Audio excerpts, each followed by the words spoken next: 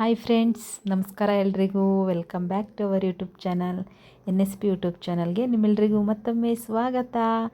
Friends, ನಾನಿವತ್ತು ನಿಮ್ಮ ಜೊತೆ ಶೇರ್ ಮಾಡ್ಕೊತಾ ಇರೋ ರೆಸಿಪಿ ಬಂದು ಮೀನು ಸಾಂಬಾರು, ಅದರಲ್ಲೂ ಕಾಟ್ಲ ಮೀನು ಸಾಂಬಾರನ್ನ ಯಾವ ರೀತಿ ಮಾಡೋದು ಅಂತ ಈ ವಿಡಿಯೋದಲ್ಲಿ ನಿಮ್ಮ ಜೊತೆ ಶೇರ್ ಮಾಡ್ಕೊತಾ ಇದ್ದೀನಿ. ತುಂಬ ಈಸಿ ಮತ್ತು ಟೇಸ್ಟಿ ಕೂಡ, ಬೇಗನೂ ಮಾಡ್ಕೊಬೋದು. ಅದು ಮಾಡೋದಕ್ಕೆ ನಾನಿಲ್ಲಿ ಒಂದು ಬಾಣಲೆನ ಇಟ್ಕೊಂಡಿದ್ದೀನಿ. ಬಾಣಲೆ ಸ್ವಲ್ಪ ಬಿಸಿ ಆದಮೇಲೆ ಇದಕ್ಕೊಂದು 6ರಿಂದ 7 ಒಣಮೆಣ್ಸಿನ್ಕಾಯಿನ ಸೇರಿಸ್ತಾ ಇದ್ದೀನಿ. ನಾನಿಲ್ಲಿ ಗುಂಟೂರು ಮೆಣಸಿನ್ಕಾಯಿನ ತೊಗೊಂಡಿದ್ದೀನಿ. ನೀವು ಬೇಕಂದರೆ ಬ್ಯಾಡಗಿ ಮೆಣಸಿನ್ಕಾಯಿನೂ ಹಾಕ್ಕೊಬೋದು. ಒಂದು ಕಲರು ತುಂಬ ಚೆನ್ನಾಗಿ ಬರುತ್ತೆ ಮತ್ತು ಟೇಸ್ಟ್ ಸಹ ತುಂಬ ಚೆನ್ನಾಗಿರುತ್ತೆ. ನಾನಿಲ್ಲಿ ಡ್ರೈ ರೋಸ್ಟ್ ಮಾಡ್ತಾಯಿದ್ದೀನಿ, ಯಾವುದೇ ರೀತಿ ಎಣ್ಣೆನ ಹಾಕ್ಕೊಂಡಿಲ್ಲ. ನೀವು ಬೇಕಂದರೆ ಸ್ವಲ್ಪ ಎಣ್ಣೆ ಸೇರಿಸ್ಕೊಬೋದು. ಕೆಲವೊಬ್ಬರಿಗೆ ಮೆಣಸಿನ್ಕಾಯಿ ಎಲ್ಲ ಹುರಿಬೇಕಂದ್ರೆ ಸ್ವಲ್ಪ ಘಾಟ್ ಸ್ಮೆಲ್ ಬರುತ್ತೆ, ಅದಕ್ಕೋಸ್ಕರ. ಇದಕ್ಕೆ ನಾನಿಲ್ಲಿ 1-2 ಸ್ಪೂನ್ನಷ್ಟು ಅಥವಾ 1 ಹಿಡಿಯಷ್ಟು ಧನಿಯಾನ ಸೇರಿಸ್ತಾ ಇದ್ದೀನಿ. ಧನಿಯಾನ ಹುರಿದು ಹಾಕೋದ್ರಿಂದ ತುಂಬ ಟೇಸ್ಟ್ ಚೆನ್ನಾಗಿರುತ್ತೆ. ನಾವು ಪುಡಿ ಹಾಕೋದಕ್ಕಿಂತ ಈ ರೀತಿ ಹುರಿದು ಹಾಕೋದ್ರಿಂದ ತುಂಬ ಚೆನ್ನಾಗಾಗತ್ತೆ. ನೀವು ನಾನ್ ವೆಜ್ ಸಾಂಬಾರಿಗೆ ಅಂತಲ್ಲ, ಇವನ್ ತರಕಾರಿ ಸಾಂಬಾರಿಗೂ ಅಷ್ಟೇ ಫ್ರೆಶ್ ಆಗಿ ಹುರಿದು ಮಾಡಿರೋ ಮಸಾಲೆ ತುಂಬ ಟೇಸ್ಟಾಗಿರುತ್ತೆ ನಾವು ಮಾಡಿಟ್ಕೊಳ್ಳೋದಕ್ಕಿಂತ. ಇವಾಗ ಇದಕ್ಕೇ ಒಂದು ಅರ್ಧ ಸ್ಪೂನಷ್ಟು ಕಾಳು ಮೆಣಸನ್ನ ಸೇರಿಸ್ತಾ ಇದ್ದೀನಿ. ಇದ್ರ ಜೊತೆಗೇನೆ ಒಂದು 1/4 ಟೇಬಲ್ ಸ್ಪೂನ್ಗಿಂತ ಕಡಿಮೆ ಮೆಂತ್ಯ ಕಾಳನ್ನ ಸೇರಿಸ್ತಾ ಇದ್ದೀನಿ. ಮೆಂತ್ಯ ಕಾಳನ್ನ ಜಾಸ್ತಿ ಸೇರಿಸೋದಕ್ಕೆ ಹೋಗಬೇಡಿ, ಕಹಿ ಬಂದುಬಿಡುತ್ತೆ. ಸ್ವಲ್ಪ ಸೇರಿಸ್ಕೊಂಡ್ರೆ ಸಾಕಾಗತ್ತೆ. ಇವಾಗ ಇದಕ್ಕೆ ಒಂದು ಅರ್ಧ ಸ್ಪೂನಷ್ಟು ಜೀರಿಗೆನ ಸೇರಿಸ್ತಾ ಇದ್ದೀನಿ. ನಾನಿಲ್ಲಿ ಇದೆಲ್ಲ ಡ್ರೈ ರೋಸ್ಟಾಗಿ ಹುರ್ಕೊತಾ ಇರೋದು. ಸ್ವಲ್ಪ ಸಾಸಿವೆ, ಕೆಲವರು ನಾನ್ ವೆಜ್ಗೆ ಸಾಸಿವೆ ಸೇರಿಸಲ್ಲ, ನಾವು ಚಿಕನ್ಗೆಲ್ಲ ಸಾಸಿವೆ ಸೇರಿಸಲ್ಲ, ಆದರೆ ಮೀನಿಗೆ ಸ್ವಲ್ಪ ಸಾಸಿವೆ ಸೇರಿಸ್ತಾ ಇದ್ದೀನಿ. ಇದು ಅಷ್ಟೇ ಒಂದು 1/4 ಸ್ಪೂನಷ್ಟು ಸೇರಿಸ್ಕೊಂಡ್ರೆ ಸಾಕಾಗತ್ತೆ. ಸಾಸಿವೆ ಸೇರಿಸೋದ್ರಿಂದ ಡೈಜೆಷನ್ ಚೆನ್ನಾಗಾಗುತ್ತೆ ಅನ್ನೋದಕ್ಕೋಸ್ಕರ ಸಾಸಿವೆನ ಸೇರಿಸ್ತೀವಿ. ಇವಾಗ ಇದ್ರ ಜೊತೆಗೇ ಒಂದು 1/4 ಸ್ಪೂನ್ನಷ್ಟು ಓಮ್ ಕಾಳನ್ನ ಸೇರಿಸ್ತಾ ಇದ್ದೀನಿ. ಇದಕ್ಕೆ ಕೆಲವರು ಓಮ್ ಕಾಳು ಅಂತಾರೆ, ಕೆಲವರು ಸಣ್ಣಗಾಳು ಅಂತಾರೆ, ಅಜ್ವಾನ ಅಂತ ಹೇಳ್ತಾರಲ್ಲ ಅದು. ಇದನ್ನು ಸೇರಿಸೋದ್ರಿಂದ ಮೀನು ತುಂಬ ಗ್ಯಾಸ್ಟ್ರಿಕ್ ಇರುತ್ತೆ, ಹಾಗಾಗಿ ಸ್ವಲ್ಪ ಕಮ್ಮಿ ಆಗುತ್ತೆ ಅನ್ನೋದಕ್ಕೋಸ್ಕರ ಹಾಕ್ತೀವಿ. ನಾವು ಮಟನ್ನು ಚಿಕನ್ನು ಕಂಪೇರ್ ಮಾಡಿದ್ರೆ ಮೀನು ತುಂಬ ಗ್ಯಾಸ್ಟ್ರಿಕ್ಕು, ಅದಕ್ಕೋಸ್ಕರ ಸ್ವಲ್ಪ ಶುಂಠಿ ಮತ್ತು ಈ ಅಜ್ವಾನ ಹಾಕೋದ್ರಿಂದ ಸ್ವಲ್ಪ ಕಮ್ಮಿ ಆಗುತ್ತೆ ಅಂತ. ಕೆಲವರು, ನಾವು ಅಷ್ಟೇ, ಶುಂಠಿ ಬೆಳ್ಳುಳ್ಳಿ ಪೇಸ್ಟ್ ಎಲ್ಲ ಮೀನಿಗೆ ಹಾಕಲ್ಲ. ಕೆಲವರು ಶುಂಠಿ ಬೆಳ್ಳುಳ್ಳಿ ಪೇಸ್ಟ್ ಹಾಕ್ತಾರೆ.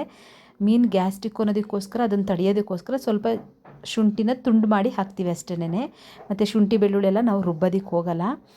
ನೀವು ಚಿಕನ್ ಮಟನ್ಗೆಲ್ಲ ಎಷ್ಟೇ ಶುಂಠಿ ಬೆಳ್ಳುಳ್ಳಿ ಎಲ್ಲ ಹಾಕಿದ್ರೂ ಓಕೆ ಆಗುತ್ತೆ, ಆದರೆ ಇದಕ್ಕೆಲ್ಲ ಮಸಾಲೆ ಕಮ್ಮಿ ಇದ್ರೇ ಚೆನ್ನಾಗಿ ಅನಿಸುತ್ತೆ. ಇವಾಗ ಇದು ತಣ್ಣಗಾದ್ಮೇಲೆ ಒಂದು ಮಿಕ್ಸಿ ಜಾರಿಗೆ ಸೇರಿಸ್ತಾ ಇದ್ದೀನಿ.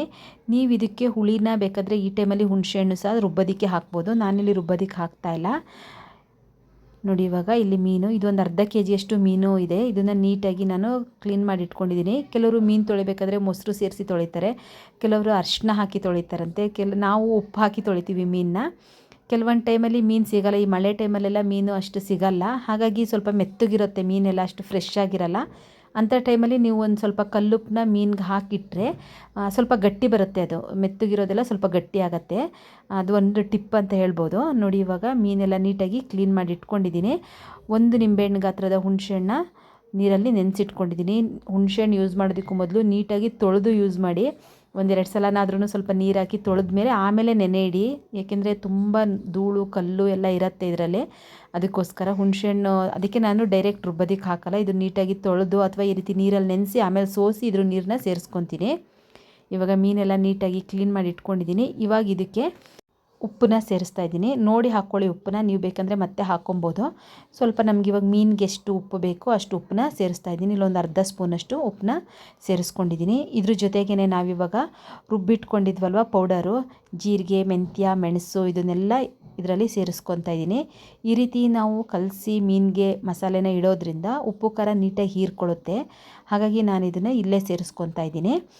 ಮತ್ತು ಹುಳಿನೂ ಸೇರಿಸ್ತಾ ಇದ್ದೀನಿ ಇದಕ್ಕೆ. ನೋಡಿ, ಹುಣಸೆಹಣ್ಣು ಅಷ್ಟೇನೆ ಇದರ ರಸನ ಸೇರಿಸ್ತಾ ಇದ್ದೀನಿ. ಮೀನಿಗೆ ಉಪ್ಪು ಖಾರ ಹುಳಿ ಒಂದು ಸ್ವಲ್ಪ ಮುಂದಿದ್ರೇ ತುಂಬ ಟೇಸ್ಟಾಗಿರುತ್ತೆ. ಸಪ್ಪೆ ಸಪ್ಪೆ ಥರ ಇದ್ದರೆ ಅಷ್ಟು ತಿನ್ಬೇಕಂತ ಅನ್ಸಲ್ಲ, ಅಷ್ಟು ಚೆನ್ನಾಗಿ ಅನ್ಸಲ್ಲ. ಅದಕ್ಕೋಸ್ಕರ ಸ್ವಲ್ಪ ಉಪ್ಪು ಖಾರ ಹುಳಿ, ಮೀನಿಗೆ ಏನು ಹಾಕಲಿಲ್ಲ ಅಂದರೂ ನಡೆಯುತ್ತೆ, ಉಪ್ಪು ಖಾರ ಹುಳಿ ಜಾಸ್ತಿ ಇರಬೇಕು. ಇವಾಗ ಸ್ವಲ್ಪ ಅರಿಶಿನ ಸೇರಿಸ್ಕೊಂಡಿದ್ದೀನಿ.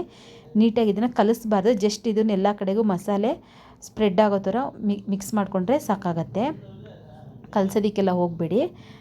ಇದನ್ನು ಸಾಂಬಾರು ಮಾಡೋದಕ್ಕೂ ಒಂದು ಕಮ್ಮಿ ಅಂದರೆ ಒಂದು 15ರಿಂದ 20 ನಿಮಿಷ ಈ ರೀತಿ ಕಲಸಿಟ್ರೆ ಮೀನು ಕೆಲವೊಂದು ಸಲ ಮೆತ್ತಗಿದ್ರೂ ಸ್ವಲ್ಪ ಗಟ್ಟಿ ಬರುತ್ತೆ ಮತ್ತು ನೀಟಾಗಿ ಉಪ್ಪು ಖಾರನ ಹೀರ್ಕೊಂಡಿರುತ್ತೆ. ಅದಕ್ಕೋಸ್ಕರ ಈ ರೀತಿ ಮಾಡಿಟ್ಕೊಳ್ಳೋವಂಥದ್ದು. ಇದನ್ನು ಒಂದು ಸೈಡಲ್ಲಿ ಎತ್ತಿಕೊತಾ ಇದ್ದೀನಿ. ಇವಾಗ ಮೀನು ಸಾಂಬಾರು ಮಾಡೋದಕ್ಕೆ ಏನೇನು ಇಂಗ್ರೀಡಿಯೆಂಟ್ಸ್ ಬೇಕು ಅಂತ ತೋರಿಸ್ತೀನಿ. ಇವಾಗ ಬೆಳ್ಳುಳ್ಳಿ ಇಲ್ಲೊಂದು 10 ಎಸ್ಲು ಬೆಳ್ಳುಳ್ಳಿನ ಜಜ್ಜಿಟ್ಕೊಂಡಿದ್ದೀನಿ, ಒಂದು ಈರುಳ್ಳಿ, ಒಂದು ಕಡ್ಡಿಯಷ್ಟು ಕರಿಬೇವಿನ ಸೊಪ್ಪು, ಒಂದೆರಡು ಹಸಿಮೆಣ್ಸಿನ್ಕಾಯಿನ ಈ ರೀತಿ ಚಿಕ್ಕದಾಗಿ ಹೆಚ್ಚಿಟ್ಕೊಂಡಿದ್ದೀನಿ. ಏಕೆಂದರೆ ಹಸಿಮೆಣ್ಸಿನ್ಕಾಯಿ ಹಾಕೋದ್ರಿಂದ ಒಂದು ಗ್ಯಾಸ್ಟ್ರಿಕ್ ಹೌದು ಮೀನು, ಅದ್ರ ಜೊತೆಗೆ ಹಸಿಮೆಣ್ಸಿನ್ಕಾಯಿ ಅಂತ ಹೇಳ್ಬೋದು ನೀವು. ಆದರೆ ಕೆಲವೊಂದು ಸಲ ಖಾರ ಕಮ್ಮಿ ಆಗಿದ್ದಾಗ ನಾವು ಈ ರೀತಿ ಮೆಣಸಿನ್ಕಾಯಿನ ಕಟ್ ಮಾಡಿದ್ರಲ್ಲಿ ಹಾಕಿದರೆ ನಮಗೆ ಬೇಕಂದರೆ ಅದನ್ನು ಕಿವುಚ್ಕೊಂಡು ತಿನ್ನೋದಕ್ಕೆ ತುಂಬ ರುಚಿ ಸಿಗುತ್ತೆ.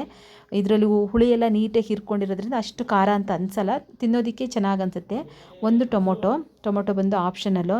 ಇವಾಗ ಮೀನು ಸಾಂಬಾರು ಮಾಡೋದಕ್ಕೆ ಮಡಿಕೆನ ತೊಗೊಂಡಿದ್ದೀನಿ. ಈ ಮಡಿಕೆ ಸ್ವಲ್ಪ ಬಿಸಿ ಆದಮೇಲೆ ಇದಕ್ಕೆ ಒಂದು 2ರಿಂದ 3 ಸ್ಪೂನಷ್ಟು ಎಣ್ಣೆನ ಸೇರಿಸ್ತಾ ಇದ್ದೀನಿ. ಎಣ್ಣೆನೂ ಏನು ಜಾಸ್ತಿ ಬೇಕಂತಿಲ್ಲ, ಕಡಿಮೆನೇ ಸಾಕಾಗತ್ತೆ.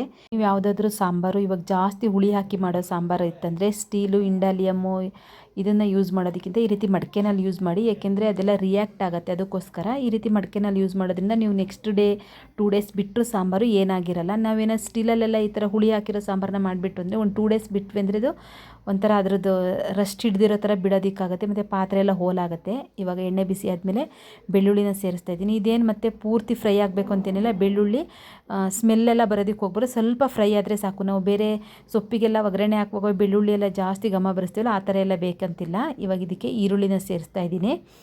ಒಂದು ಈರುಳ್ಳಿನ ತೊಗೊಂಡಿದ್ದೀನಿ, ಹಸಿಮೆಣ್ಸಿನ್ಕಾಯಿ, ಒಂದು ಕಡ್ಡಿಯಷ್ಟು ಕರಿಬೇವಿನ ಸೊಪ್ಪನ್ನು ಸಹ ಇದರಲ್ಲೇ ಸೇರಿಸ್ಕೊತಾ ಇದ್ದೀನಿ. ಸ್ವಲ್ಪ ಶುಂಠಿನ ಚಿಕ್ಕದಾಗಿ ಹೆಚ್ಚಿ ಇದ್ರ ಜೊತೆ ಸೇರಿಸ್ತಾ ಇದ್ದೀನಿ, ಗ್ಯಾಸ್ಟ್ರಿಕ್ ಅನ್ನೋದಕ್ಕೋಸ್ಕರ. ಕೆಲವರು ಶುಂಠಿ ಹಾಕಲ್ಲ, ಹೆಲ್ತನ್ನ ನೋಡ್ಕೊಬೇಕಲ್ಲ, ಹಾಗಾಗಿ ಸ್ವಲ್ಪ ಶುಂಠಿನ ಹಾಕ್ತಾಯಿದ್ದೀನಿ. ನಿಮ್ಗೆ ಹಾಗೂ ಇಷ್ಟ ಇಲ್ಲ ಅಂತಂದರೆ 1 ಇಂಚು ಶುಂಠಿನ ಜಜ್ಜಿಬಿಟ್ಟು ಇದರಲ್ಲಿ ಬಿಟ್ಬಿಡಿ ಹಾಗೇನೆ. ನೋಡಿ ಇವಾಗ ಇದು ಫ್ರೈ ಆಗ್ತಾಯಿದೆ, ತುಂಬ ಏನು ಫ್ರೈ ಆಗಬೇಕು ಅಂತ ಏನಿಲ್ಲ. ಇವಾಗ ಇದಕ್ಕೆ ಒಂದು ಅರ್ಧ ಸ್ಪೂನಷ್ಟು ಖಾರದ ಪುಡಿನ ಸೇರಿಸ್ತಾ ಇದ್ದೀನಿ. ನಾನು ತೊಗೊಂಡಿರೋ ಮೆಣಸಿನ್ಕಾಯಿ ಸ್ವಲ್ಪ ಖಾರ ಕಮ್ಮಿ ಇದೆ, ಹಾಗಾಗಿ ನಾನು ಒಂದು ಅರ್ಧ ಸ್ಪೂನಷ್ಟು ಖಾರದ ಪುಡಿನ ಸೇರಿಸ್ತಾ ಇದ್ದೀನಿ. ಇವಾಗ ಇದಕ್ಕೆ ಟೊಮೊಟೊನ ಸೇರಿಸ್ತಾ ಇದ್ದೀನಿ. ನಾನಿಲ್ಲಿ ಒಂದು ಟೊಮೊಟೊನ ತೊಗೊಂಡಿದ್ದೆ, ಮೀಡಿಯಮ್ ಸೈಜ್ದು. ಟೊಮೊಟೊ ಬಂದು ಆಪ್ಷನಲ್ಲು, ಬೇಕಂದರೆ ಹಾಕ್ಬೋದು, ಇಲ್ಲಾಂದರೆ ಸ್ಕಿಪ್ ಮಾಡಿ. ಟೊಮೊಟೊ ನೀಟಾಗಿ ಸಾಫ್ಟ್ ಆಗಬೇಕು, ಅಲ್ಲಿ ತನಕ ಫ್ರೈ ಮಾಡ್ಕೊಳ್ಳಿ. ನೋಡಿ ಇಷ್ಟ ಆಗಿದೆ. ಇವಾಗ ಇದಕ್ಕೆ ಒಂದು ಚಿಕ್ಕ ಲೋಟದಷ್ಟು ನೀರನ್ನ ಸೇರಿಸಿ ನೀಟಾಗಿ ಮಿಕ್ಸ್ ಮಾಡಿಕೊಂಡು ಇವಾಗ ಇದನ್ನು ಮುಚ್ಚಳ ಮುಚ್ಚಿ ಒಂದು 2 ನಿಮಿಷ ಬೇಯಿಸ್ಕೊತಾ ಇದ್ದೀನಿ. ಟೊಮೊಟೊ ನೀಟಾಗಿ ಸಾಫ್ಟ್ ಆಗೋ ತನಕ ಬೇಯಿಸ್ಕೊಂಡ್ರೆ ಸಾಕಾಗತ್ತೆ. ನೋಡಿ ಈ ರೀತಿ ಆಗಿದೆ. ಇವಾಗ ಇದಕ್ಕೆ ನಾವು ಮೀನನ್ನ ಹಾಕಬೇಕು. ಒಂದೊಂದೇ ಮೀನನ್ನ ಇದರಲ್ಲಿ ಹಾಕ್ತಾ ಇದ್ದೀನಿ. ಮೀನು ಸಾರು ಮಾಡುವಾಗ ಪಾತ್ರೆ ಅಗಲ ಬಾಯಿರೋದನ್ನ ತಗೊಳ್ಳಿ, ಯಾಕೆಂದರೆ ಮೀನು ಒಂದ್ರ ಮೇಲೆ ಒಂದು ಬೀಳ್ದಿರೋ ಥರ ನೋಡಿಕೊಂಡ್ರೆ ಬೆಟರ್. ಯಾಕೆಂದರೆ ಎಲ್ಲ ಕಲಸೋದಂಗೆ ಆಗ್ಬಿಡುತ್ತೆ ಒಂದ್ರ ಮೇಲೆ ಒಂದು ಬಿದ್ದರೆ, ಅದಕ್ಕೋಸ್ಕರ. ಇವಾಗ ಎಲ್ಲ ಮೀನನ್ನ ಹಾಕ್ಕೊಂಡಿದ್ದೀನಿ. ಸ್ವಲ್ಪ ನೀರನ್ನ ಸೇರಿಸಿ ಇದನ್ನು ಮುಚ್ಚಳ ಮುಚ್ಚಿ ಒಂದು 2 ನಿಮಿಷ ಕುದಿಸ್ಕೊಂಡ್ರೆ ಸಾಕಾಗತ್ತೆ. ಮೀನು ಹಾಕಿದ್ಮೇಲೆ ತುಂಬ ಹೊತ್ತು ಕುದಿಬೇಕು ಅಂತೇನಿಲ್ಲ. ನೋಡಿ ಇವಾಗ ಈ ಥರ ಆಗಿದೆ. ಸಾಂಬಾರಂತೂ ತುಂಬ ಟೇಸ್ಟಾಗಿದೆ, ಮತ್ತು ಸೌಟೆಲ್ಲ ಹಾಕಿ ತಿರುಗಿಸೋದಕ್ಕೆ ಹೋಗ್ಬಿಡಿ. ಜಸ್ಟ್ ಈ ರೀತಿ ಮಿಕ್ಸ್ ಮಾಡಿಕೊಂಡ್ರೆ ಸಾಕು, ಅಥವಾ ಏನಾದರೂ ಒಂದು ಬಟ್ಟೆ ಸಹಾಯದಿಂದ ಪಾತ್ರೆನ ಸ್ವಲ್ಪ ಅಲಾಡಿಸಿದ್ರೆ ಸಾಕಾಗತ್ತೆ, ನೀಟಾಗಿ ಮಿಕ್ಸ್ ಆಗುತ್ತೆ. ಇದೇನು ತಳ ಏನು ಹಿಡಿಯಲ್ಲ. ನೋಡಿ ಈ ರೀತಿ ಬಂದಿದೆ, ತುಂಬ ಚೆನ್ನಾಗಿರುತ್ತೆ. ನೀವು ಒಂದ್ಸಲ ಟ್ರೈ ಮಾಡಿ, ಹೇಗೆ ಬಂದಿತ್ತು ಅಂತ ಕಮೆಂಟ್ ಮಾಡಿ ಹೇಳಿ. Thank you friends, thank you so much for watching. Bye bye, see you next ವೀಡಿಯೋದಲ್ಲಿ ಸಿಗ್ತೀನಿ. Take care, love you all.